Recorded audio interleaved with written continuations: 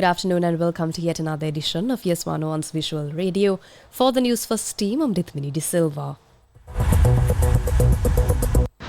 Newsfirst headline. Postal voting for presidential election commences. Russia reaffirms non-interference in 2024 presidential election. In news overseas, Mpox vaccine to be offered to healthcare workers at highest risk and close contacts of confirmed cases. And in cricket, Dravid to return to Rajasthan Royals as head coach. The news in detail. The postal voting for the upcoming presidential election officially began today, according to the Election Commission.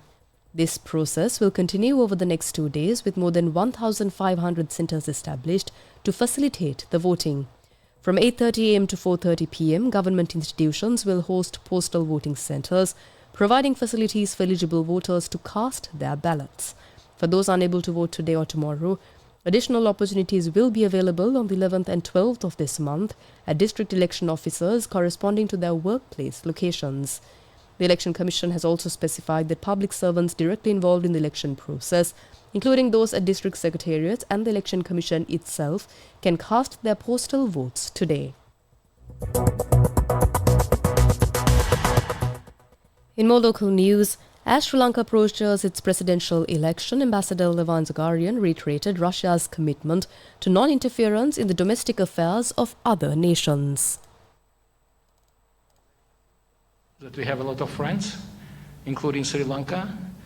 I would like to use this possibility to express my gratitude to the government of Sri Lanka for its balanced, neutral policy. You want to have friendly relations with all countries, it's good. Unlike Western countries, we don't say, you mustn't have good relations with this country only for us, you must make a choice, either we or them. No. You can have good relations with everyone, it's your right. And we are very happy with such very good and friendly relations with Sri Lanka. And you are in the eve of elections, presidential elections. I said it during my speech, at the National Day, that we don't interfere into your domestic affairs. We don't lecture you. It's up to you people to decide who will be the next president of Sri Lanka. And we will respect your choice, and we are ready to work with any president, any government which will be elected by your friendly people. And I would like only to wish good luck to you to conduct these elections. It's a very calm atmosphere, and we do believe that the next government will continue the policy of neutrality and just friendly relations with my country. International news. Singapore will offer the Mpox vaccine to healthcare workers who are at the highest risk of exposure to the disease, as well as close contacts of confirmed cases. There is no need for mask-wearing measures for people who are well, based on current evidence on how Mpox is spread.